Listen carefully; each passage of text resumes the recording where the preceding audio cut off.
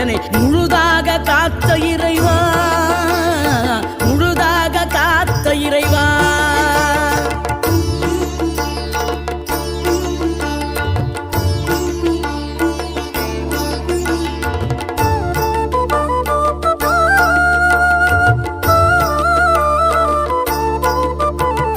விழுந்தவர்கள் எழுவதுவும் எழுந்தவர்கள் விழுவதுவும் முருகாவும் செயலாலன்றோ.